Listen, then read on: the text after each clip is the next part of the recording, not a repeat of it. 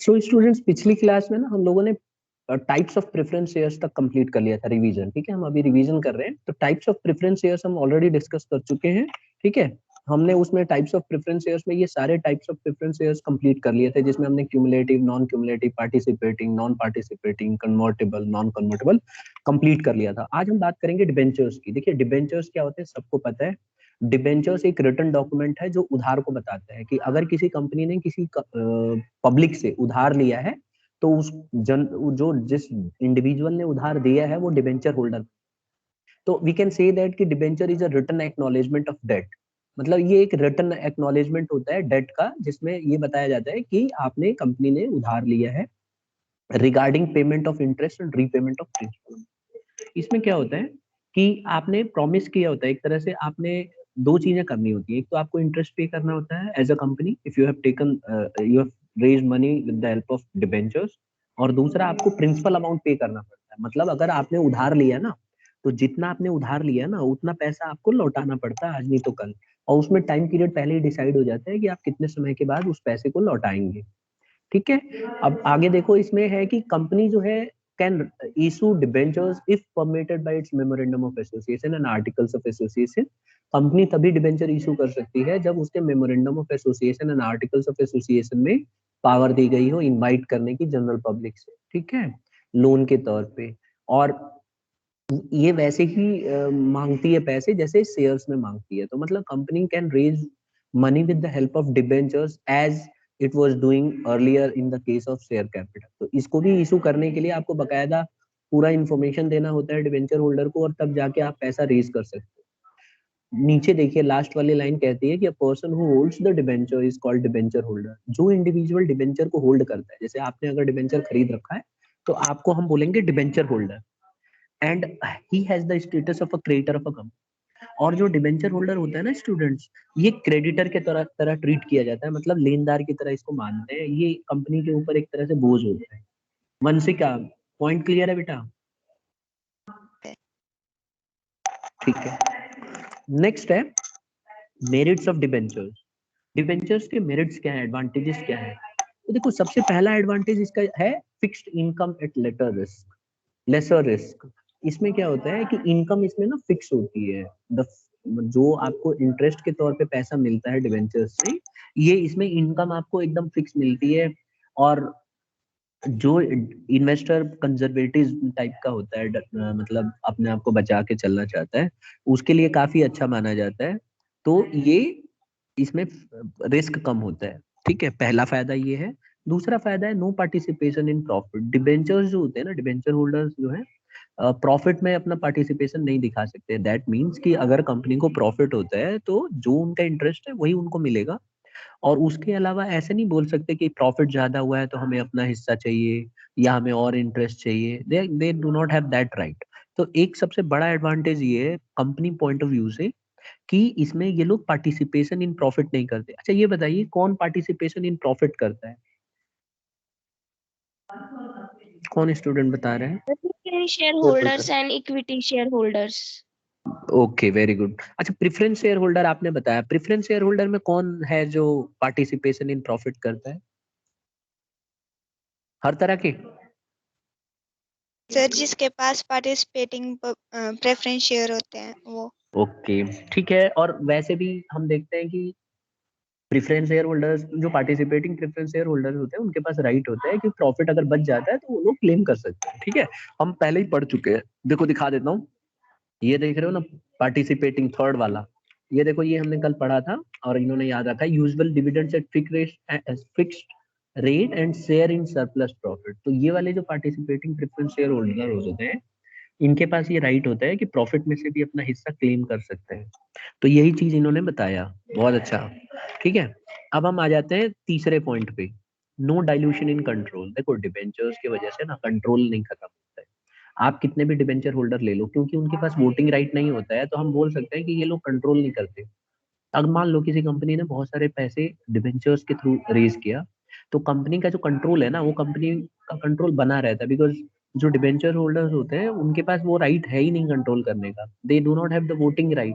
तो ना तो वो जो हमारे बोर्ड ऑफ डायरेक्टर्स होते हैं उनको हटा सकते हैं, ना उनको नए को ज्वाइन करा सकते हैं, तो इसीलिए इनका कोई कंट्रोल नहीं होता है और ये अलग से कोई डिमांड भी नहीं रख सकते। बस इनको अपने इंटरेस्ट से मतलब होता है कि इनको इंटरेस्ट टाइम पे मिलता रहे, चाहे बिजनेस को प्रॉफिट हो या लॉस हो, it is not going to worry for them, कोई टेंशन नहीं होती इनको। तो ये इसलिए ये लोग कंट्रोल को डाइल्यूट नहीं करते। एक और पॉइंट है सूटेबल ड्यूरिंग स्टेबल अर्निंग्स। देखो एक एडवांटेज ये है कि अगर कोई कंपनी लगातार एक बराबर अर्निंग कर रही है, मतलब स्टेबल अर्निंग का मतलब होता है ठीक ठाक उसकी कमाई ठीक हो रही है, वो अप डाउन नहीं हो रहा है, सब कुछ ठीक ठाक चल रहा है, तो ऐसे सिचुएशन के लिए डिबेंचर्स ज्यादा बेटर माने जाते हैं। कोई मुझे बच्चा बताएगा कि क्यों ऐसा क्यों होता होगा कि अगर कंपनी ठीक ठाक चल रही है और लगातार प्रॉफिट कमा रही है तो ज्यादा सूटेबल है। सर फिर कंपनी के इंसॉल्वेंट होने के चांसेस बहुत कम है ना, तो इनको अर्निंग मिलती रहेगी। और दूसरा सबसे इम्पोर्टेंट पॉइंट ये बताना है आपको कि सर डिबेंचर्स के ना जो इंटरेस्ट होते हैं ना as compare to equity shares and preference shares काफी कम होते हैं। तो अगर मान लो कंपनी की स्टेबल अर्निंग है तो कंपनी बड़े आराम से इंटरेस्ट देती रहेगी और वो भी कम रेट पे। तो इससे कंपनी का प्रॉफिट भी बचता रहेगा और क्योंकि कंपनी की स्टेबिलिटी अच्छी है तो कंपनी को डर भी नहीं रहेगा प्रिंसिपल अमाउंट लौटाने में, तो कंपनी आराम से इनके प्रिंसिपल अमाउंट को लौटा सकती है। क्लियर है पॉइंट? Yes sir. नेक्स्ट आता है बेटा लेस कॉस्टली। देखो डिबेंचर्स को माना जाता है कि रिलेटिवली चीपर होते हैं अदर सोर्सेस के मुकाबले। वजह कई है, एक तो सबसे बड़ी वजह है इसका इंटरेस्ट। इस पे जो इंटरेस्ट होता है as compare to preference shares and equity shares quite low होता है, तो इसीलिए इसको माना जाता है कि ये सस्ता है। दूसरा इसका डॉक्यूमेंटेशन कॉस्ट भी ना as compare to equity shares काफी कम होते हैं, ठीक है। और दूसरी बात, एक सबसे इजी चीज बढ़िया चीज बताता हूँ कि डिबेंचर्स को ना आप कभी भी लौटा सकते हो 1 साल के बाद। तो अगर मान लो किसी कंपनी ने कई करोड़ उधार लिया डिबेंचर्स के थ्रू और 1 साल या 1.5 साल के बाद उसको पैसे की अचानक जरूरत नहीं है, कोई इन्वेस्टमेंट नहीं करना है, तो वो आराम से वो पैसे लौटा सकती है। तो उसके ऊपर उसे इंटरेस्ट भी नहीं देना पड़ेगा क्योंकि जब वो प्रिंसिपल अमाउंट को लौटा देगी ना कंपनी, तो it will not have that responsibility of returning the interest on that. Is it clear to everybody? Let yes me know. Sir. So ये तो जो है हमारे मेरिट्स हो गए 5, ठीक है। कौन कौन से एक बार जल्दी जल्दी देख लेते हैं। पहला एडवांटेज ये है कि इसमें तो जो फिक्स्ड इनकम होने की वजह से रिस्क कम है debenture holder point of view से। दूसरा जो है इसमें पार्टिसिपेशन नहीं होता प्रॉफिट में। तीसरा जो है ये लोग कंट्रोल कम करते हैं। चौथा है अगर स्टेबल अर्निंग है तो बहुत अच्छा सूटेबल माना जाता है। और पांचवा सबसे इंपॉर्टेंट है लेस कॉस्टली, सस्ता पड़ता है, ठीक है। अब हम बात करेंगे कुछ डिसएडवांटेजेस की। देखिए इसके लिमिटेशंस क्या है। एक तो सबसे बड़ा लिमिटेशन ये है कि परमानेंट बर्डन। देखो प्रॉब्लम क्या होती है कि अगर बिजनेस को लॉस हो जाए, suppose company suffering a loss, even then also the company is suppose to pay interest, तो ये एक परमानेंट बर्डन हो जाता है कंपनी के ऊपर। If the company has raised money with the help of debentures, either it is earning profit or not, the company is responsible to pay all the interest। तो एक सबसे बड़ी टेंशन कंपनी को ये रहे। अगर प्रेफरेंस शेयर कंपनी ने लिया है तो उसको सबसे बड़ा फायदा ये होता है वहां पे कि if it is not earning profit it can decline that dividend. मना कर सकती है प्रेफरेंस शेयर होल्डर को कि देखो हमें तो लॉस हो गया, हम कहाँ से दें आपको पैसे। इक्विटी शेयर होल्डर को तो जब मन करे आप मना कर दो, प्रॉफिट होने के बाद भी आप मना कर सकते हो अगर आपको इनकन्वीनियंट लगता है। लेकिन डिबेंचर्स के केस में आपके ऊपर बर्डन रहेगा, you will have to return that interest and add to it you also suppose to return the principal amount also. तो अगर प्रिंसिपल अमाउंट का समय आ गया है और आपकी कंपनी लगातार लॉस में चल रही है तो मैं मान सकता हूँ कि आप इंटरेस्ट तो कहीं ना कहीं से उधार मांग के दे दोगे, लेकिन जब प्रिंसिपल अमाउंट लौटाना होगा तो आपके ऊपर डबल बर्डन आ जाएगा। तो इसीलिए ये परमानेंट बर्डन माना जाता है। ये पॉइंट क्लियर है Akash, Tania? Let me know. Yes okay. Yes sir. अब हम ठीक है, अब हम आ जाते हैं दूसरे डिसएडवांटेज में, रीपेमेंट डिफिकल्टी। एक्चुअली होता क्या है कि कंपनी को जो है ना, कई बार क्या होता है कि हर एक कंपनी जब डिबेंचर्स लेती है तो उसको टाइम बताना पड़ता है कि कितने समय के बाद सारे पैसे प्रिंसिपल अमाउंट लौटा देगी। तो कंपनी में देखा गया है कि रीपेमेंट डिफिकल्टी आती है। इंटरेस्ट देना बड़ी बात नहीं है, आप थोड़ा थोड़ा कमा रहे हो प्रॉफिट में से आप इंटरेस्ट दे सकते हो, नो डाउट। लेकिन कई बार क्या होता है इन्वेस्टमेंट जब हो जाता है और कई बार फंस जाता है वो पैसा, तो जब आप उसको रीपेमेंट करते हो, इसको हम अकाउंटिंग लैंग्वेज में रिडम्पशन बोलते हैं, रिडम्पशन। तो रिडम्पशन ऑफ डिबेंचर करना होता है एक पर्टिकुलर टाइम पीरियड के बाद। तो जब समय पूरा हो जाता है ना, तो आपको डिबेंचर्स को लौटाने पड़ते हैं, और ये सबसे मुश्किल समय होता है किसी भी कंपनी के लिए। इमेजिन करो किसी कंपनी ने 120 करोड़ 120 करोड़ रेज किया 8 इयर्स के लिए, और 8 साल तक इंटरेस्ट देती रही। जब 8वां साल आएगा तो उसको अचानक 120 करोड़ चाहिए होंगे कहीं ना कहीं से। आप कहेंगे कि सर वो जो 120 करोड़ कंपनी ने रेज किया था वही लौटा देगी, दिक्कत क्या है? मैं ये कहूंगा कि वो पैसा जो रेज किया था उससे उसने एसेट खरीद लिया होगा, बिल्डिंग बना लिया होगा, मतलब इंफ्रास्ट्रक्चर लगाया होगा। तो वो पैसा तो उसके पास अब रहा नहीं होगा, कोई पैसे को बोरी में भर के थोड़ी ना रखा होगा उसने तो उस पैसे को इन्वेस्ट कर दिया होगा। अब मान के चलिए कि वो पैसा कहाँ से लाएंगे, तो उसके लिए आपको इंतजाम करना पड़ेगा। तो it is very difficult to repay that amount. Is it clear to everybody? Yes, हाँ ना, sir. बस। Okay. Then the third disadvantage is it reduces the borrowing capacity. देखिए, मैंने पहले भी बताया था कि डिबेंचर्स में आपको एक सर्टेन लिमिट होती है पैसा रेज करने की। मतलब अगर कोई कंपनी बिजनेस के अंदर पैसा रेज करती है, तो उसमें गवर्नमेंट ऑफ इंडिया ने, यानी कि जो कंपनीज एक्ट 2013 या उससे पहले 1956 है, इसमें रेस्ट्रिक्शंस हैं कि आप कभी भी डिबेंचर इशू करोगे तो जो पूरे बिजनेस का पैसा लगा हुआ है उसका एक सर्टेन परसेंटेज से ज्यादा आप डिबेंचर के थ्रू रेज नहीं कर सकते। तो अगर मान लो कंपनी ने बार बार डिबेंचर ही रेज करती रही डिबेंचर्स के थ्रू, तो एक समय ऐसा आता है कि उसके पास वो साधन ही खत्म हो जाता है। मैं इसको एक एग्जांपल से समझाता हूँ। मैं इमेजिनरी बता रहा हूँ, आप ध्यान रखना, इमेजिनरी वैल्यू है ये। मान लो कि कंपनी ने बोल रखा है, मतलब कंपनी एक्ट में लिखा हुआ है कि आप 40% या मान लो 60% से ज्यादा आप डिबेंचर नहीं रख सकते।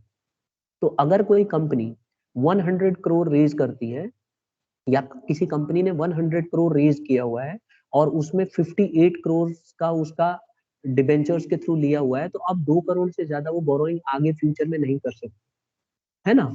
मतलब अगर 60 करोड़, तो उसने अपनी लिमिट को पार कर दिया है। तो जब अगली बार रेज करेगी तो उसका 60% देखा जाएगा, जिसमें उसके ऊपर रेस्ट्रिक्शन आ जाएगी कि नहीं, आप सारा पैसा डिबेंचर के थ्रू नहीं कर सकते। तो वही चीज इसमें बताया जा रहा है कि reduces the borrowing capacity. If the company is raising money with the help of debentures, there is a certain limit on that. Okay, and if you exceed that certain limit, you will not be able to raise money with the help of debentures. Am I clear to everybody? Sir Yes, अगर sir. उसने अपने पहले लिए हुए debenture वापस कर दिए तो भी नहीं रेज कर सकती? नहीं, तब कर सकता है, क्योंकि मतलब जो ओवरऑल उसका डिबेंचर, ओवरऑल जो उसने डिबेंचर के थ्रू रेज किया उसका परसेंटेज देखा है। अगर वो प्रिंसिपल अमाउंट को लौटा देता है तो जितना उसने लौटाया है उतना तो ऑब्वियसली कर ही सकता है, क्योंकि फिर उसका परसेंटेज कम हो जाएगा ना।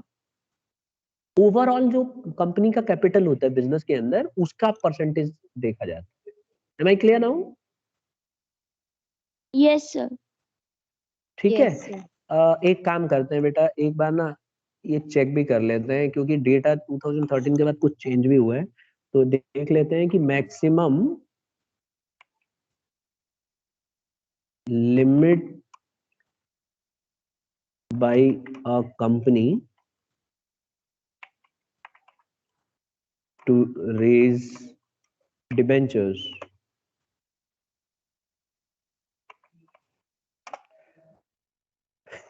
मिल जाए तो ठीक, नहीं तो फिर बाद में ढूंढना पड़ेगा।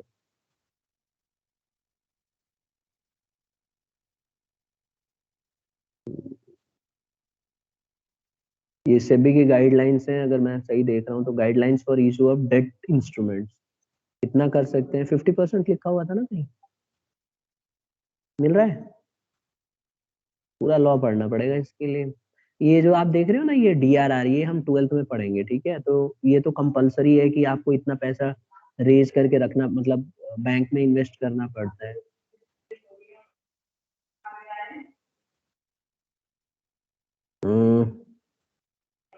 अभी 50% मैंने कहीं देखा था, ठीक है? ऑलमोस्ट 50% मान के चलते हैं, ठीक है?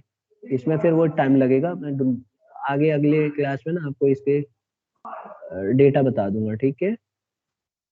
ढूंढना पड़ेगा, बट एक लिमिट होती है, वो लिमिट कितनी है वो देखना पड़ेगा। सेबी की अलग गाइडलाइंस होती हैं, कंपनीज एक्ट में अलग रहेगा, तो हमें कंपनी का मानना पड़ेगा। सेबी का तो अपना कंडीशन होता है, कंपनी टू कंपनी वेरी कर सकती है, ठीक है? कंसेप्ट समझ में आ गया आपको?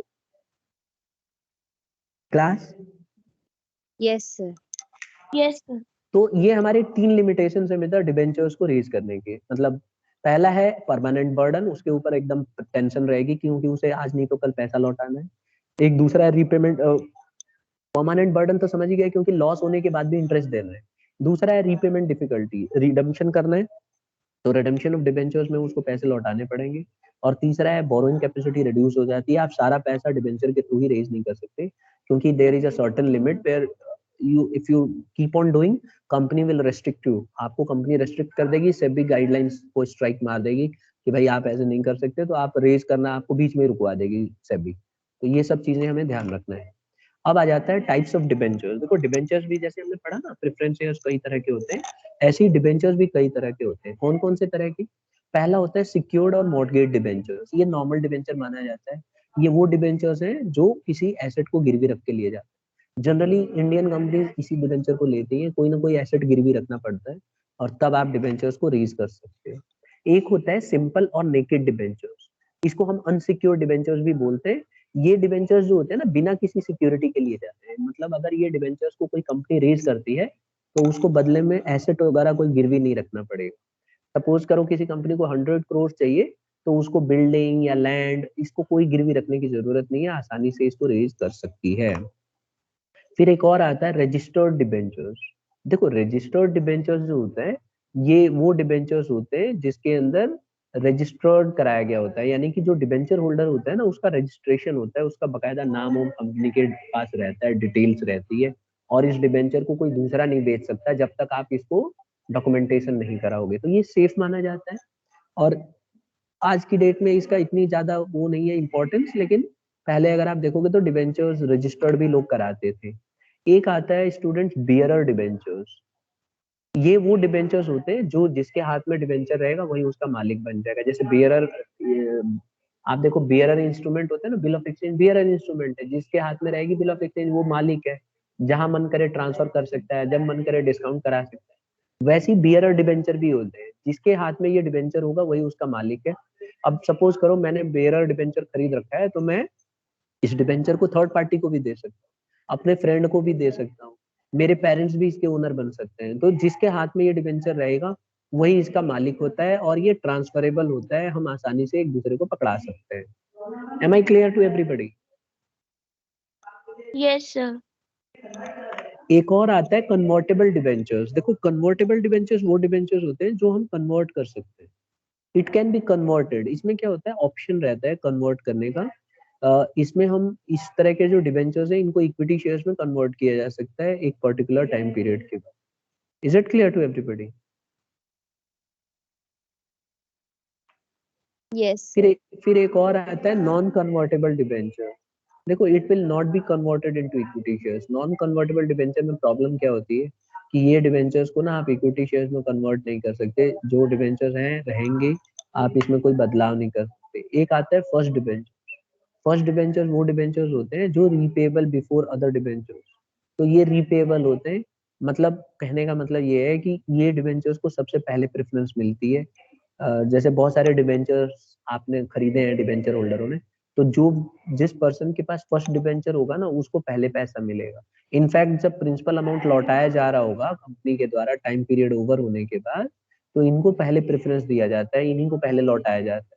कई बार ऐसा होता है ना कि कंपनी ने जितना डिबेंचर लिया पूरे नहीं लौटा पाती है, अगर सिचुएशन वर्स हो तो ऐसे समय पे फर्स्ट डिबेंचर जो है फायदे में रहता है। फिर एक आता है सेकंड डिबेंचर, इसको सेकंड नंबर पे प्रेफरेंस मिलती है।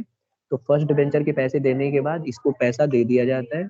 तो ये थे स्टूडेंट्स हमारे टाइप्स ऑफ डिबेंचर्स। हमने 8 डिबेंचर्स के बारे में पढ़ा। अगर किसी बच्चे को कहीं भी कंफ्यूजन है तो इनमें से एक भी पूछ सकता है, कोई भी। Late me no.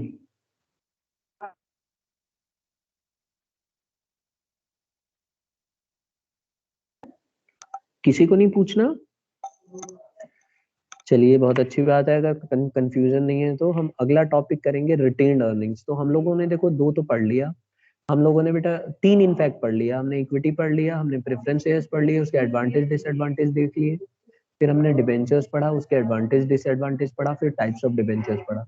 अब फिर आता है चौथा नंबर है रिटेन्ड अर्निंग्स का।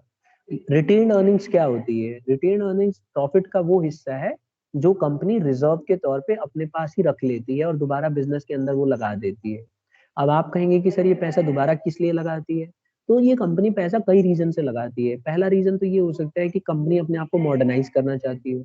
दूसरा रीजन होता है कि कंपनी अपने आप को एक्सपेंशन करना चाहती हो, बिजनेस और बढ़ाना चाहती हो, अपने बहुत सारे जो है अलग अलग इंडस्ट्री और ओपन करना चाहती हो, और अगर वो प्रोड्यूस कर रही है तो प्रोडक्शन को बढ़ाना चाहती है। इस तरह से कंपनी करती है। ये बहुत अच्छा तरीका होता है। इसमें आप अपने प्रॉफिट को रोक के रखो और उसी को दोबारा बिजनेस के अंदर लगा दो। इसमें ना तो आपको डिविडेंड देना है, ना इंटरेस्ट देना है, ना आपको गिरवी रखना है, तो मॉर्गेज वॉर्गेज कुछ नहीं कराना होता है। इसके बहुत फायदे हैं। इसका सबसे पहला फायदा है, अगर आप देखो, it is more dependable than external source. बाहर के सोर्सेज के मुकाबले ना बहुत ज्यादा इस पे आप डिपेंड कर सकते हो। क्यों डिपेंड कर सकते हो? क्योंकि बाहर की पार्टी आपसे क्लेम ही नहीं करने वाली। ठीक है, ये आपके अपना पैसा है और आपसे कोई फोर्स भी नहीं करेगा पैसा देने के लिए। ये इसीलिए बहुत ट्रस्ट माना जाता है, डिपेंड कर सकते हो आंख मूंद के। अगर आपने रेज कर लिया तब, मतलब अगर आपके पास प्रॉफिट हो गया तब। दूसरा इसका फायदा है, इसमें डिविडेंड नहीं देना पड़ता, जैसे कि मैंने पहले बताया, you are not suppose to pay dividend on this. तो एक तरह से आपकी बचत होती जा रही है। जो पैसा आपने लगाया उससे जो कमाई हो रही है, उसकी कमाई आपकी कम नहीं हो रही है, वो और उल्टा और आपका इन्वेस्टमेंट और बढ़ सकता है उसी कमाई से। तीसरा इसका फायदा है कि इसको ना रेज वेज नहीं करना पड़ता। ये तो बिजनेस के प्रॉफिट को ही दोबारा बिजनेस में लगा दिया जाता है। तो ना तो इसके लिए आपको प्रोस्पेक्टस देना है, ना एडवर्टाइज करना है, ना आपको डॉक्यूमेंटेशन ज्यादा करने की जरूरत है। तो इसीलिए इट इज वेरी गुड। मतलब मैं तो इसको सबसे ट्रस्ट करता हूँ कि सबसे इसमें कुछ टेंशन ही नहीं है कंपनी। तो इसमें अलग से कोई खर्चा नहीं आता, ये बात लिख देना है आपको। चौथा इसका एडवांटेज है, no sharing of ownership and control. देखो, क्योंकि आपने प्रॉफिट का ही पैसा बिजनेस के अंदर दोबारा लगा दिया, तो इसमें ना शेयरिंग नहीं है। ठीक है, ना तो इसमें शेयरिंग है ना ओनरशिप है। तो सबसे बड़ा फायदा यही है कि इसमें शेयरिंग नहीं होती है और ओनरशिप जो है आप ही के हाथ में बना रहता है। फिर एक और आता है, नो सिक्योरिटी इज नीडेड। जैसे कि मैंने आपको बताया, इसमें ना आपको सिक्योरिटी की जरूरत नहीं पड़ती। समझ रहे हो ना मेरी बात? सिक्योरिटी की जरूरत ही नहीं पड़ती इसमें। तो इसमें सबसे अच्छी बात यही है कि आपको गिरवी नहीं रखना पड़ेगा एसेट वैसेट। तो ये एक सबसे बड़ा इसका बेनिफिट है। बात क्लियर है यहाँ तक? हाँ या ना यस बताओ। सर। एक और पॉइंट है student, Yes, make sir. Company financially. ये ना कंपनी को फाइनेंशियली स्ट्रॉन्ग बनाती है, क्योंकि कंपनी के पास पैसा बहुत हो जाता है और एक तरह से जो प्रॉफिट आपको लौटाना नहीं है उससे आपका प्रॉफिट और दुगना करता है। तो इससे कंपनी स्ट्रॉन्ग हो जाती है, अपने आप मजबूती आ जाती है कंपनी। तो ये तो थे एडवांटेजेस, लेकिन ऐसा नहीं है कि खाली इसके एडवांटेजेस ही है, there are lot of disadvantages also. क्या क्या है वो डिसएडवांटेज? बहुत लिमिटेड है। पहला, it may result in over capitalisation. कौन समझा रहा है मुझे? सर ये कौन कंपनी की समझाएगा ओवर मुझे? कैपिटलाइजेशन कर देता है, दैट इज कंपनी की जरूरत से ज्यादा कैपिटल हो जाती है। मतलब अगर 10 मशीन खरीदनी हो तो 12 मशीन खरीद लेगा, क्योंकि फर्क तो पड़ता नहीं है, इसको इंटरेस्ट तो देना नहीं है। ये कहना चाह रही हो? यस सर, फिर कंपनी ओवर एक्सपेंसेस करना शुरू कर देती है। वेरी गुड, बहुत सही पॉइंट है। दूसरा बताओ, समझाओ। It may create dissatisfaction among the share holder. कैसे? सर अगर हम रिटेन अर्निंग रख लेंगे तो इक्विटी शेयर होल्डर्स को ये लगेगा कि हम उनकी इनकम को ले रहे हैं, हम उनको डिविडेंड भी दे सकते थे इस पे अच्छा खासा, बिल्कुल लेकिन वो सही। उनको अब उनको नहीं ये मिल रहा। बिल्कुल सही पॉइंट है कि उनको ये लगता है कि ये जो प्रॉफिट कंपनी ने होल्ड करके रख लिया और दोबारा बिजनेस में लगा रही है, ये हमें दिया जा सकता था। तो इक्विटी शेयर होल्डर्स बहुत ज्यादा डिससेटिस्फाई हो जाते हैं इस बात को लेके।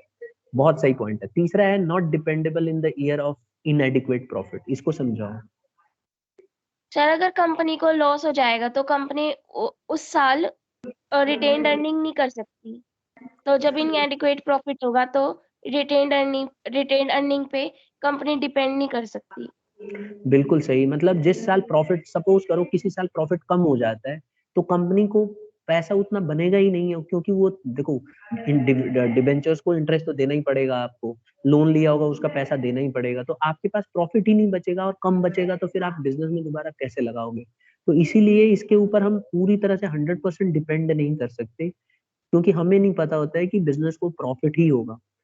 कितनी भी अच्छी कंपनी हो, एकदम 100% श्योरिटी से नहीं कह सकती कि वो कमाएगी कमाएगी। कोई भी अचानक चैलेंज आ सकता है उसके सामने। मान के चलो कोई कंपनी बहुत अच्छा कर रही है, अब जैसे कोरोना आया, किसको पता था कि एकदम इस तरह से डैमेज कर देगा। सडनली क्या हुआ, लोग जॉब करना ही बंद कर दिया, लोग घरों में रहने लगे, कंपनियों में कोई जा ही नहीं रहा था, तो एकदम बंद हो गई कंपनी। लेकिन जो कंपनी ने उधार लिया था, डिबेंचर्स लिए थे, उनके तो उनको इंटरेस्ट देना पड़ेगा ना, वो थोड़ी ना मानेंगे। तो कई बार ऐसी सिचुएशन आ जाती है जहाँ कंपनी को खुद नहीं पता होता कि कितना प्रॉफिट कमाएगी, तो ऐसे में ये डिपेंडेबल सोर्स नहीं है। और लास्ट पॉइंट समझा दो बेटा, इग्नोर्स अपॉर्चुनिटी कॉस्ट। ये कैसे सर डिसएडवांटेज जी, है? अगर कंपनी रिटेन्ड अर्निंग नहीं रखेगी तो वो पार्टिसिपेटिंग प्रेफरेंस शेयर होल्डर्स को डिविडेंड दे सकती थी और ओके, इक्विटी शेयर होल्डर्स को और ज्यादा डिविडेंड दे सकती थी। तो यहाँ पे ये अपॉर्चुनिटी कॉस्ट को इग्नोर कर देती है। बहुत अच्छा पॉइंट है, एकदम एक शब्द में समझा दिया आपने कि अब जो आप देखो, पार्टिसिपेटिंग प्रेफरेंस शेयर्स वो होते हैं जिनको डिविडेंड दोबारा दिया जाता है अगर प्रॉफिट ज्यादा हो जाए। तो अगर कोई कंपनी दोबारा से रिटेन अर्निंग को लगा देती है तो वो तो नाराज हो जाएंगे ना, वो बोलेंगे देखो हमें मिल सकता था।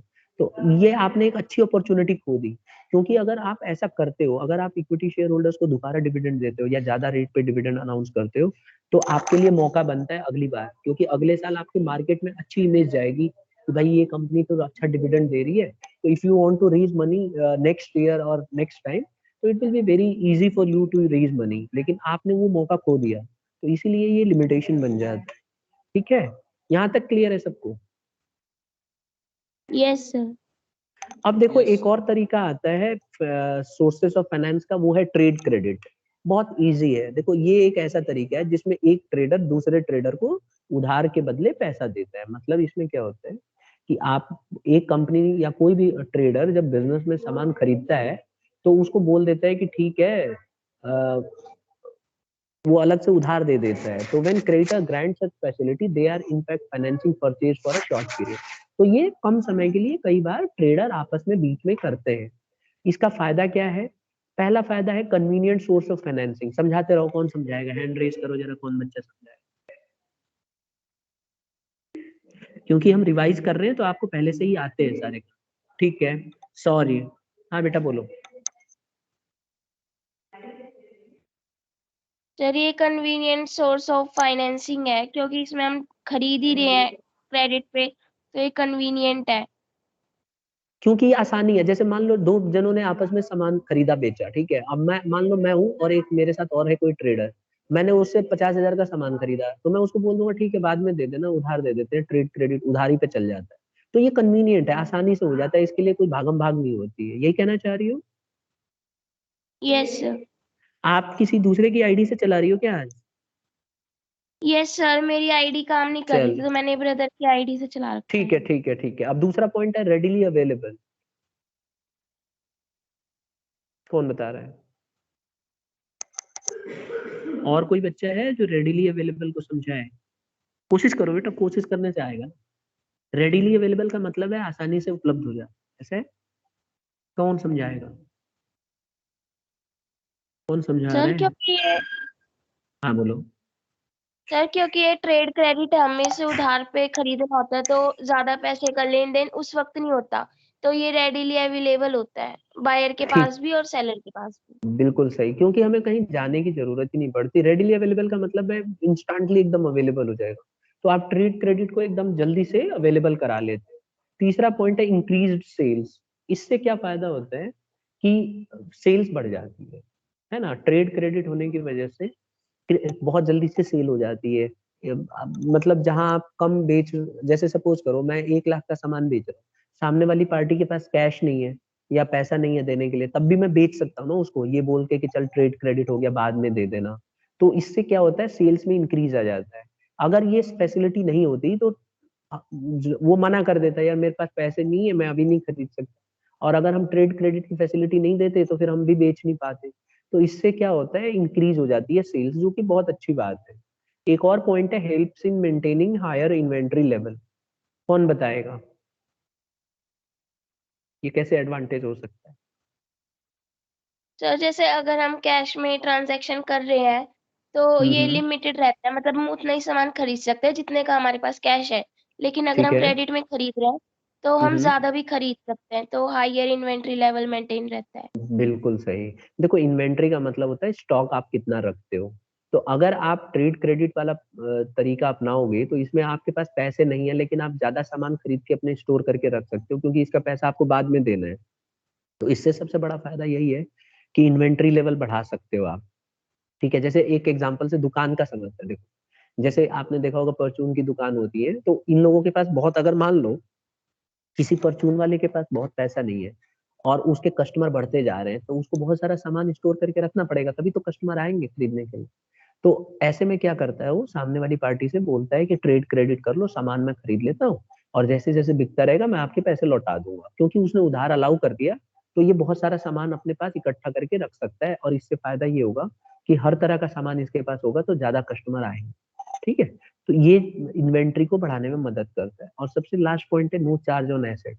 देखो, जब भी ट्रेड क्रेडिट दिया जाता है ना, जब एक व्यापारी दूसरे व्यापारी को उधार देता है, तो बदले में कोई चीज गिरवी नहीं रखता, वो सिर्फ उन दोनों के बीच में एग्रीमेंट हो जाता है कि भाई देख, मैं तेरे को ये सामान उधार दे रहा हूँ और इतने दिन के बाद तू मुझे पैसे लौटा देना। तो ऐसे नहीं बोलते कि तेरा ये दुकान मेरे पास गिरवी हो गई, या इस तरह से जैसे debentures. Is it clear to everybody? Sir इसमें कोई डॉक्यूमेंटेशन भी होती है? हाँ, होती है। आप यूं कह सकती हो कि इंस्ट्रूमेंट बनाए जाते हैं लीगल, उस पे स्टैंप वगैरह लगा के रख लिया जाता है प्रूफ के तौर पे। लेकिन जनरली ऐसा होता है कि वो चेक आगे की डेट में दे देगा। जैसे देखो, एक एग्जांपल समझाता हूँ। जैसे मान लो मैं हूँ और एक और मेरे साथ कोई बिजनेस कर रहा है, ठीक है, हम दोनों ट्रेड का काम कर रहे हैं। मैंने उसे 1.5 लाख का सामान दिया, उसके पास पैसा नहीं है, और वो बोल रहा है मैं 3 महीने के बाद आपको पैसे दे दूंगा। मैंने कहा ठीक है, चलिए सामान बेच देना, 3 महीने के बाद मुझे पैसा दे देना। तो सिर्फ बातों पे तो नहीं रहेंगे ना, हम कुछ रिटर्न चाहिए ना हमारे पास। तो मैं उसको, कई सारे मेरे पास ऑप्शन अवेलेबल है, मैं उसको ये कह सकता हूँ कि भाई देख, एक मुझे ना चेक दे दे 3 महीने की आगे की डेट लिख के। अब जैसे मान लो अभी दिसंबर चल रहा है, तो मैं उसको ये बोल सकता हूँ जनवरी फरवरी मार्च का, मार्च यानी अप्रैल का तू लिख के दे दे कि अप्रैल 12 तारीख को मुझे पैसे देगा। तो वो चेक में लिख देगा कि 1.5 लाख रुपए पे, मेरा नाम लिख देगा उस चेक के ऊपर, और 1.5 लाख रुपए अमाउंट लिख देगा और डेट डाल देगा अप्रैल 15 की, और मुझे वो चेक पकड़ा देगा। अब क्योंकि उसने डेट 15 तारीख की डाली है, तो मैं उससे पहले तो जा नहीं सकता लेने के लिए पैसे। लेकिन 15 तारीख जैसे ही होगा अप्रैल का, मैं, मेरे पास वो क्लेम आ जाएगा, और मैं उसको बोलूंगा कि पैसे दे दे। अगर वो दे देता है तो ठीक, नहीं देगा तो चेक है ही मेरे पास। तो मेरे पास एक प्रूफ रहेगा कि हाँ, इससे मैंने उधार बेचा था और इसने मेरे को चेक दिया है। आगे बात समझ में बेटा? Yes sir. अब कई बच्चे ये सोच रहे होंगे कि सर चेक तो सर इतना आगे का दे ही नहीं सकते। तो मैंने उस पे डेट ही आगे की लिखवा दी है। मैंने डेट उस दिन की नहीं लिखवाई जिस दिन मैंने सेल किया, मैंने डेट उसको 2 महीने 3 महीने आगे का लिखवाया। तो वो चेक बाउंस भी नहीं होगा, मतलब रिजेक्ट भी नहीं होगा, क्योंकि लीगली वो करेक्ट हो जाएगा उस तारीख को। आ गया पॉइंट? Yes sir. तो इसी तरह से चलता है ट्रांजैक्शन। ठीक है, विश्वास पे तो कोई ट्रांजैक्शन नहीं होता बिजनेस के अंदर। कुछ ना कुछ प्रूफ देंगे, लेकिन मैंने उसका एसेट गिरवी नहीं रखा, मैंने उससे खाली ये इस तरह से करा दिया। बिल ऑफ एक्सचेंज भी हो सकता था। इस तरह से बहुत सारे डॉक्यूमेंट्स होते हैं, लीगल हो जाते हैं। अब हम बात करेंगे कुछ डिसएडवांटेजेस की। देखो, एक सबसे बड़ा डिसएडवांटेज हमारे एडवांटेज में ही छिपा हुआ था, ये ओवर ट्रेडिंग। इसमें क्या होता है, कई बार क्या होता है, क्योंकि ट्रेड क्रेडिट फैसिलिटी अवेलेबल होती है, तो कई लोग ना ओवर ट्रेडिंग करने लग जाते हैं। अब आप कहेंगे ओवर ट्रेडिंग क्या है सर? ओवर ट्रेडिंग होता है बेटा कि जहां मुझे 10,000 का सामान खरीदना था, वहां मैंने 12,000 का सामान फंसा दिया और वो बेच नहीं पा रहा हूँ मैं। तो इसको बोलते हैं ओवर ट्रेडिंग। मैं ज्यादा व्यापार कर, मुझे जहां ज्यादा कम मशीन खरीदनी थी, वहां मैंने ज्यादा मशीन खरीद ली। जहां मुझे 1 लाख का सामान बेचना था, मैंने 1.5 लाख का सामान ऑर्डर ले लिया।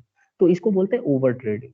तो अक्सर देखा गया है कि ट्रेड क्रेडिट में ओवर ट्रेडिंग हो जाती है। Is it clear? Yes sir. एक एग्जांपल से समझते हैं कैसे होती होगी ओवर ट्रेडिंग। कोई मुझे बताएगा? चलो मैं देखता हूँ बच्चा कोई एग्जांपल अच्छा बता देगा। बोलो तो, ट्राई करो। कौन बता रहा है? एक सोच के बताओ कि सर ओवर ट्रेडिंग कैसे हो जाती होगी, मतलब एक कोई इंस्टांस बताओ जिसमें आपको लगता है कि सर ऐसे में, ऐसी सिचुएशन में ओवर ट्रेडिंग हो जाएगी। सर अगर किसी को 10,000 का सामान खरीदना है और ट्रेड हम्म क्रेडिट अवेलेबल है तो वो 15,000 का भी खरीद सकता है। हम्म ऐसे बोल सकते हैं। मैं आपके थोड़ा सा ना एग्जाम्पल को थोड़ा सा चेंज कर रहा हूँ। देखो, सामने वाली पार्टी बोल रही है मुझे 10,000 का खरीदना है। हमने बोला यार 10,000 में क्या उधार दूं तुझे, मैं तो सोच रहा था तू ज्यादा के खरीदेगा। तो ऐसे में सामने वाली पार्टी पे थोड़ा प्रेशर आ जाता है, वो कहता है अच्छा चलो 20,000 का खरीदूंगा तो दे दोगे उधार? तो हमने बोला हाँ 20,000 में तो हम दे देंगे, चल ठीक है। तो वो कहेगा ठीक है चलो मैं एडजस्ट कर लूंगा, कहीं ज्यादा बेच लूंगा, मुझे 20,000 का सामान बेच दो। तो मैं उसको 20,000 का बेच दूंगा और बदले में कुछ प्रूफ के लिए रख लूंगा। तो समझ में आया, ये ओवर ट्रेडिंग की सिचुएशन आ गई। जहां वो 10,000 की सोच रहा था वहां अचानक 20,000 लेना पड़ गया। Is it clear? Yes sir. दूसरा है limited funds can only be generated. देखो ट्रेड क्रेडिट में ऐसा नहीं है कि सारे पैसे आप ट्रेड क्रेडिट के थ्रू कर लो, मतलब जो ट्रेडर है इतना ज्यादा ट्रांजैक्शन थोड़ी ना करते हैं। तो इसीलिए इसका एक डिसएडवांटेज ये है कि सारा का सारा ट्रांजैक्शन आप इसके थ्रू नहीं कर सकते। कुछ लिमिटेड अमाउंट होता है, लिमिटेड फंड्स होते हैं जिसके जितना आप कर सकते हो, इससे ज्यादा आप नहीं कर पाओगे। ठीक है, तो limited funds can only be generated. If you are a businessman, if you want to raise money, you can not raise lot of money with the help of trade credit. Okay, there is a limitation over there. Then the third point is higher cost. देखो क्या होता है कि trade credit में जो rate of interest होता है ना, काफी ज्यादा चार्ज करता है दुकानदार, क्योंकि जनरली ये कम समय के लिए दिया गया होता है और रिस्क ज्यादा होता है, तो इसीलिए वो इंटरेस्ट ज्यादा चार्ज करता है, और ये एक अच्छी सिचुएशन नहीं है। Am I clear to everybody? Yes, yes sir. Sir. तो अब हम आ जाते हैं एक नए टॉपिक पे, फैक्टरिंग। बहुत कॉम्प्लिकेटेड लगता है, कई बार इसका दिमाग से उतर जाता है कि फैक्टरिंग होती क्या है। तो एक बार मैं आपको बता दूं कि फैक्टरिंग जो है एक ऑर्गेनाइजेशन होती है जो सर्विस प्रोवाइड करती है। स्पेशलाइजेशन होता है इसका कलेक्शन करने में पैसा। अब आप देखो कई बार क्या होता है ना, बैंक लोन दे देते हैं और वो कलेक्ट नहीं कर पाते। अक्सर देखोगे आप कि बैंक ने किसी को लोन दिया और वो लोन कलेक्ट नहीं कर पाया। क्यों? क्योंकि वो भाग गया या फिर फ्रॉड कर गया। वो जो उसने गिरवी रखा था एसेट वो गलत था, बाद में आपको इस बात का इंफॉर्मेशन मिला। तो ऐसी को हम बोलते हैं फैक्टरिंग। तो फैक्टरिंग कोई ऑर्गेनाइजेशन होती है जो फाइनेंशियल सर्विसेज का काम करती है, जो स्पेशलाइजेशन होता है कलेक्शन करने में पैसा। ठीक है, तो नीचे देखो, a factor may be an individual और इंस्टीट्यूशन। तो फैक्टर इंडिविजुअल भी हो सकता है और इंस्टीट्यूशन भी हो सकता है। Am I clear? अब देखो मैं इस एग्जांपल थोड़ा सा इस बार ना पिछली बार से चेंज कर, मान लो फैक्टर है, ये जो स्क्रीन पे देख रहे हो ये फैक्टर है, इसके पास दुनिया भर का पैसा पड़ा, किसी कंपनी को उधार लेना है। तो ये ना फैक्टर के थ्रू उधार ले, फैक्टर को बोलेगा देख यार मैं किसी से उधार ले रहा हूँ और उधार दे रहा हूँ, सॉरी, किसी को मैं उधार दे रहा हूँ और कल को मेरे को भरोसा नहीं है कि वो पैसा मेरे को पूरा देगा कि नहीं देगा। तो क्या तुम उससे की गारंटी लेते हो कि वो पैसा मुझे दे देगा? तो फैक्टर जो आप देख रहे हो ना यहाँ स्क्रीन पे, ये फैक्टर बोलेगा ठीक है मुझे सब तरीके आते हैं, मैं पैसे वसूल करवा दूंगा। तो ये फैक्टर से बैंक बात करेगा, बोलेगा यार मैं उसको पैसे दे रहा हूँ 1 करोड़, तुम उससे वापस दिलवा देना। तो फैक्टर कहेगा ठीक है, आप उससे पैसे ले लो, और ये पूरा अपनी गारंटी ले लेगा। तो वो चेक करेगा उसके डॉक्यूमेंट्स, उसके बारे में पूरा पता लगाएगा, और ये इंफॉर्मेशन ये आगे कन्वे कर देगा किसको? बैंक। फिर बैंक आराम से उसको उधार दे सकता है, और जब समय हो जाएगा तो ये उससे बात करके पैसे वसूल लेगा। तो इसी को हम बोलते हैं फैक्टरिंग। ये एक तरह से डेट कलेक्शन सर्विसेज होती है जो फैक्टरिंग में की जाती है। जो इंस्टीट्यूशन जो फैक्टरिंग की सर्विसेज देता है बदले में कुछ कमीशन लेता है और ये सारी सुविधा देता है, जिसके अंदर वो कलेक्शन करने का काम करता है और उधार के ऊपर एडमिनिस्ट्रेशन करता है, देखता रहता है कि कुछ गड़बड़ घोटाला तो नहीं हो रहा है। Am I clear now? Yes ठीक Yes. है, देखो ये जो है ना दे एक्सटेंड फाइनेंशियल असिस्टेंस, ये मदद भी करते हैं। जिस जैसे मैंने एग्जांपल दिया आपको कि बैंक ने उधार दिया थर्ड पार्टी को, तो ये लोग बैंक को मदद भी देते हैं कि उसको इससे ज्यादा उधार मत दो, ऐसे मत करो, ऐसे मत करो, ऐसे करोगे तो खतरा रहेगा, क्योंकि इनको एक्सपीरियंस हो जाती है, ये स्पेशलाइज्ड होते हैं इस काम में। तो factors do this service in return for a factoring commission. बदले में इसके बदले ये लोग कमीशन लेते हैं और एडवांस पैसा ग्रांट कर देते हैं। ठीक है, तो ये लोग ये काम करते हैं। अब हम पढ़ते हैं कि क्या क्या सर्विसेज हैं जो फैक्टर्स प्रोवाइड कराते हैं, व्हाट आर द सर्विसेज। तो देखो सबसे पहला काम तो इनका यही होता है कि discounting of bill and collection of the clients debt. ये क्या करते हैं कि डिस्काउंटिंग भी कराते हैं बिल का। Here the accounts receivable, bill receivable जो होते हैं इनको बेच दिया जाता है फैक्टर को और ये लोग पैसा दे देते हैं। मैं एग्जांपल के तौर पे बताता हूँ कि जैसे सामने वाली पार्टी को आपने पे कर दिया लोन और उसने बिल ऑफ एक्सचेंज दे दिया कि चलो मैं 1 लाख रुपए बाद में दे दूंगा, तो आप वो 1 लाख रुपए ले जाके जो बिल ऑफ एक्सचेंज आपको मिली है वो आप फैक्टर को दे दोगे, तो फैक्टर आपको पैसा दे देगा। ठीक है, बदले में कमीशन ले। Is it clear now? Yes sir. ठीक Sir. है, तो ये विथ और विथआउट रिकोर्स होता है। रिकोर्स का मतलब क्या होता है, पहले तो ये बताओ। रिकोर्स का जिसको मतलब पता चल जाएगा वो आंसर बता देगा। रिकोर्स मतलब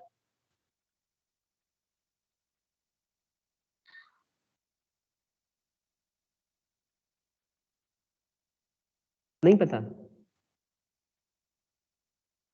बोलो। चलो ठीक है, नो देखो रिकोर्स का मतलब होता है उस पर विचार किया जाएगा, ठीक है, अपनी जिम्मेवारी ली जाएगी, दूसरे के बदले हम अपना जिम्मेवार लेते हैं, मतलब गारंटी टाइप का, आप रिस्क ले रहे हो किसी और के बिहाफ, इसको बोलते हैं रिकोर्स। और नॉन रिकोर्स होता है जिसमें हमें नहीं पता, हमारे बस की हुई तो हम करेंगे, नहीं तो नहीं करेंगे। रिकोर्स में होता है नहीं, अगर उल्टा हो गया तो रिकोर्स मतलब हम उसको दोबारा से कुछ ना कुछ हथकंडे अपना के आपको सिचुएशन पे लाएंगे अच्छे। जैसे एग्जाम्पल के तौर पे मान लो मैं हूं, मैंने किसी बाहर की पार्टी को, उसने मेरे को बोला कि 10 लाख रुपए चाहिए। मैंने बोला यार मैं तो आपको जानता नहीं, कैसे दे दूं। उसने बोला मैं डॉक्यूमेंट्स दे दूंगा, मैं बिल ऑफ एक्सचेंज दे दूंगा, प्रूफ दे दूंगा, आप पैसे निकाल लेना। मैंने कहा अगर तुम बाद में डिसऑनर हो गए तो मैं क्या करूंगा, मैं तो फंस जाऊंगा।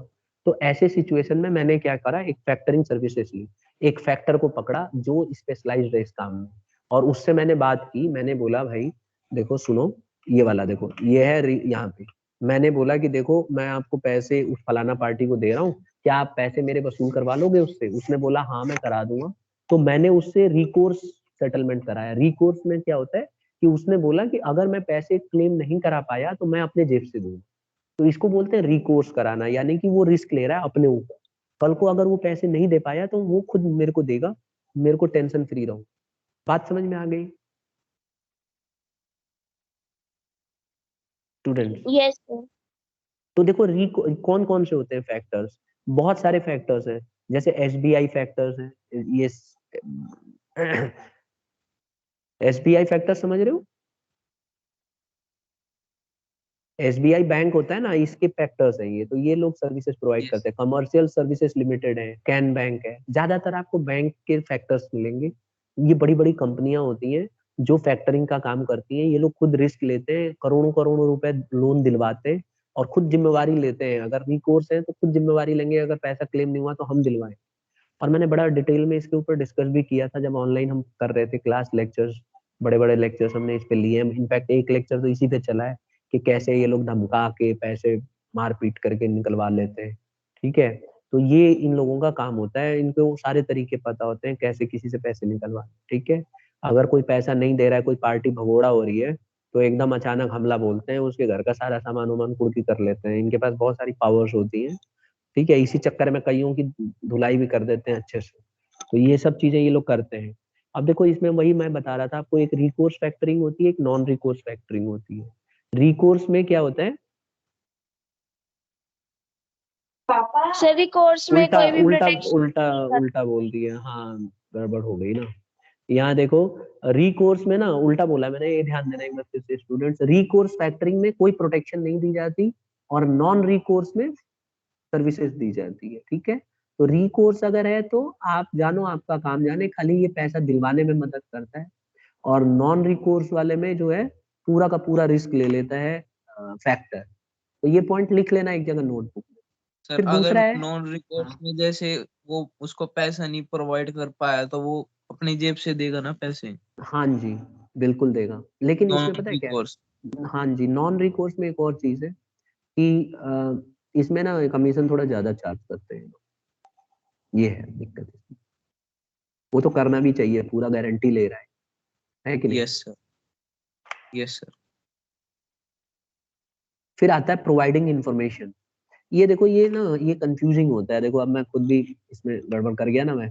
एक बार रिकोर्स का मतलब देखते हैं, इसके मतलब से ज्यादा इजी रहता है, अगर मीनिंग याद रहेगी तो आप अच्छा करोगे, क्योंकि आज नहीं तो कल फिर से भूलने का डर रहता है।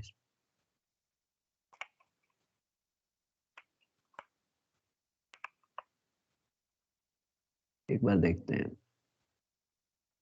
क्या मतलब है, a source of help in a difficult situation.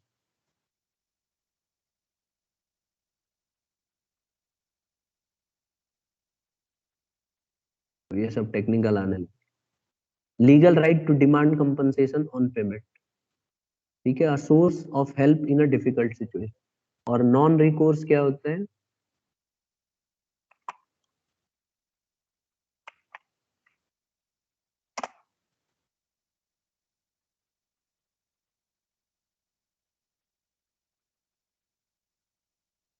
Made to finance non-recourse, made to finance a particular project with the condition that the project profits are the only assets out of which the borrower is legally obliged to repay the loan.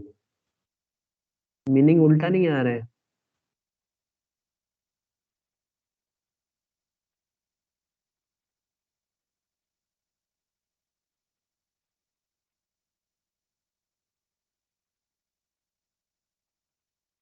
ये और complicate कर दे। ठीक है students, आगे बढ़ सकते हैं हम लोग।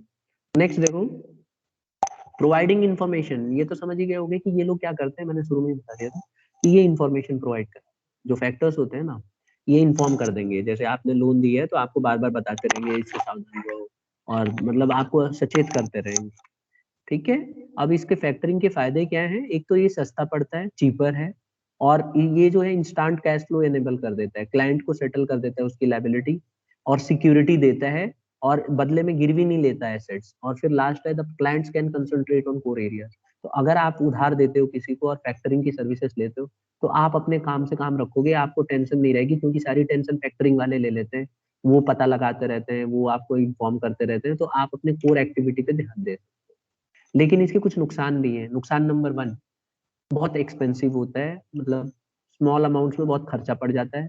और इसमें क्या होता है, आपको ना इंटरेस्ट चार्ज कर लेते हैं एडवांस में। इसको ऐसे समझाता हूँ कि जब आप लोन देते हो ना, तो फैक्टरिंग वाले ना पहले ही पैसा काट के और बाकी का जो उधार है वो दिलवाते हैं, मतलब अपना कमीशन पहले ही काट लेते हैं।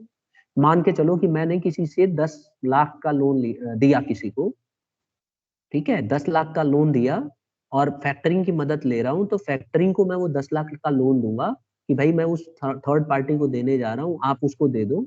तो वो क्या मेरे को बोलेंगे, वो मेरे को बोलेंगे 10 लाख मत दो, 10.5 लाख दो, 50,000 हमारे, और फिर वो 50,000 काट के उसको 10 लाख का लोन देंगे। बात क्लियर हो गई सबको, उनका जो कमीशन है। Yes sir. तो इस तरह से होता है।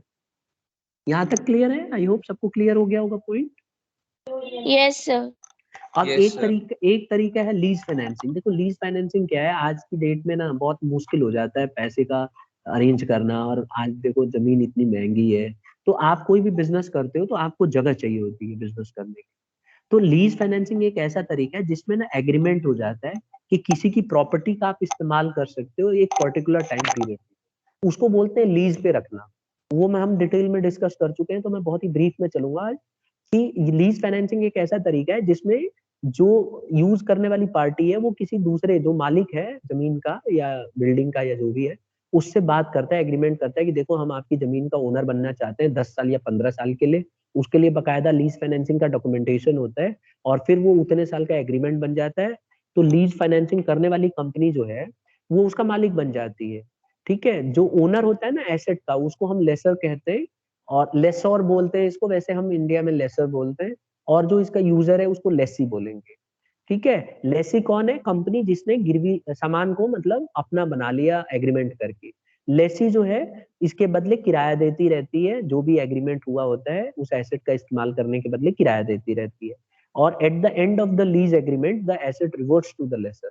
जब कॉन्ट्रैक्ट खत्म हो जाता है, जैसे मान लो 12 साल के लिए लीज लिया, तो 12 साल जब पूरे हो जाएंगे तो उसका जो मालिकाना हक है आपको वापस उसको लौटाना होगा। Am I clear to everybody?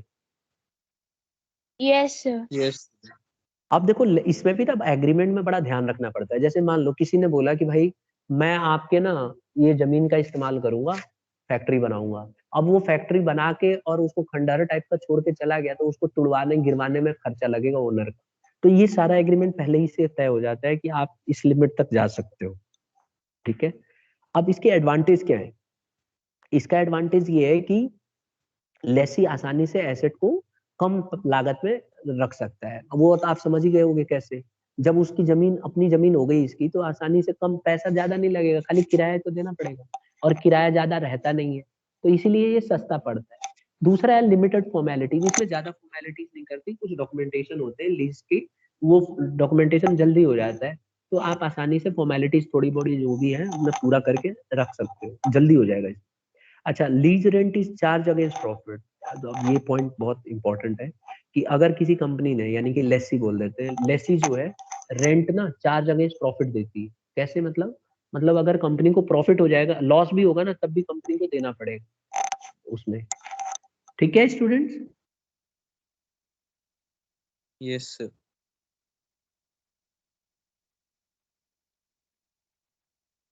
Yes sir.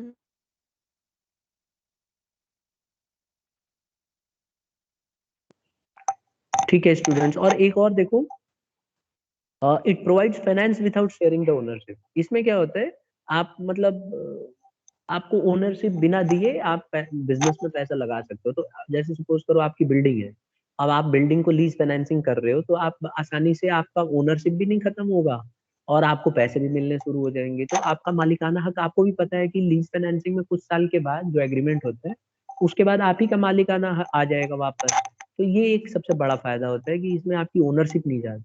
और लास्ट पॉइंट है the risk of obsolescence on the shoulders of the owners of the asset.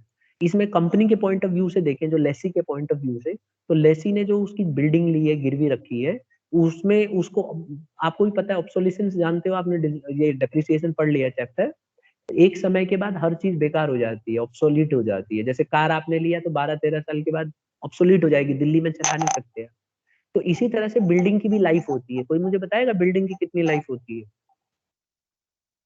100 years। 100 years। 99 years है ना, मतलब लीगल भाषा में बोलूँ तो 99 ईयर्स होती है। उसके बाद फिर इंजीनियर आता है, उसको चेक करता है, सर्टिफिकेट देता है। अगर बिल्डिंग की मेंटेनेंस अच्छी है तो आगे उसका और दिन बढ़ सकता है, नहीं तो फिर वहीं उसको गिराना पड़ेगा, वहां के जो लोग रह रहे हैं सबको हटाना पड़ेगा। तो इस तरह से चलता है इंडिया में। ठीक है, तो यहाँ पे मैं ये कह रहा हूँ कि अगर आप लीज फाइनेंसिंग का इस्तेमाल करते हो तो आपको बिल्डिंग पुरानी होगी इसकी टेंशन आपको नहीं लेनी, ओनर को लेनी है। मान लो किसी कोई बिल्डिंग है 40 साल पुरानी, लीज फाइनेंसिंग में लेसी ने क्या किया, 20 साल के लिए लीज करा लिया। तो 40 साल पुरानी पहले थी, 20 साल ही हो गई, 60 साल, तो इसको कोई टेंशन ही नहीं है। उसके बाद बिल्डिंग कितनी भी पुरानी हो, बाद में इसको इसके बदले थोड़ी ना इसको पैसा देना पड़ेगा, इसको तो खाली 20 साल यूज करके छोड़ देगा, बोल देगा ओनर को, रेख भाई तू अपना जैसा करना है कर। तो ये सारी चीजें जो है इसमें आती है, इसके एडवांटेज है। इसका डिसएडवांटेज भी है क्या? एक तो इसके यूज के ऊपर रेस्ट्रिक्शंस होता है, शुरू में ही तय कर दिया जाता है कि आप क्या कर सकते हो क्या नहीं कर सकते। ठीक है, ऐसा नहीं है कि अब जैसे आपने किसी की बिल्डिंग ली, आप लेसी हो, आपने किसी की बिल्डिंग ली और इसका मतलब एकदम काया पलट कर दो, मतलब बीच में जो दीवार है तोड़ ताड़ के अपना एक हॉल बना लो। तो ऐसे में पहले आपको ओनर से परमिशन लेना होगा, एग्रीमेंट में ये बात बतानी होगी कि भाई देख मैं ऐसे ऐसे करना। पता चला उसने शानदार बिल्डिंग बना रखी थी और अलग अलग रूम बना रखे थे, अच्छे अच्छे किचन बना रखा था, आपने सब किचन विचन की धज्जियां उड़ा दी, तोड़ ताड़ के हॉल बना दिए और अपने फायदे के हिसाब से काम कर रहे हो, तो फिर तो वो बर्बाद हो जाएगा। तो इसीलिए इसमें कंडीशंस होती हैं, आप ऐसे यूज नहीं कर सकते। Am I clear now student? आना आना बताओ। यस चलो सर। आगे बढ़ जाते हैं। Normal yes. बिजनेस ऑपरेशंस में भी अफेक्टेड, अगर डे टू डे आप बिजनेस कर रहे हो तो ये भी अफेक्ट हो सकता है इससे। और if the lease agreement is terminated before maturity it results in heavy loss. पहले भी समझा चुका हूँ कि अगर आप एग्रीमेंट, दोनों पार्टी में से जो भी तोड़ेगा उसको भयंकर नुकसान हो, क्योंकि इसमें लिख दिया जाता है कि 20 साल तक आप कुछ नहीं बोलोगे। और लेसी को भी पता होता है कि 20 साल से पहले मेरे को, मैं किराया मेरे को देना ही पड़ेगा चाहे मैं कुछ भी कर लूँ। तो अगर वो एग्रीमेंट तोड़ेंगे तो दोनों को पेनल्टी देनी पड़ेगी, जो भी इसको वायलेट करेगा। और लास्ट, लेसी में not take much care of the asset as he is never become the owner. क्योंकि लेसी इसका असली मालिक तो है नहीं, उसने तो रेंट दे रहा है, तो इसीलिए वो ज्यादा केयर नहीं करता, वो अपना मतलब से मतलब रखता है, बस अपना काम खत्म तो वो पूरी तरह से छोड़ देगा उसको। ठीक है स्टूडेंट्स, यस। समझ में आ यस। गया? तो फिर नेक्स्ट टॉपिक जो है हमारा है पब्लिक डिपॉजिट्स। ठीक है, तो आज हम इसको इतना ही करते हैं, फिर अगली क्लास में इसको खत्म करेंगे। ठीक है, हमने लीज फाइनेंसिंग पूरा कर लिया, नेक्स्ट क्लास में हम लोग पब्लिक डिपॉजिट्स खत्म करेंगे, बस एक दिन का और टॉपिक रह गया, then it will be over. I hope आप नोट्स बना रहे हो, नोट्स बना के इसको पूरी तरह से खत्म कर लो स्टूडेंट।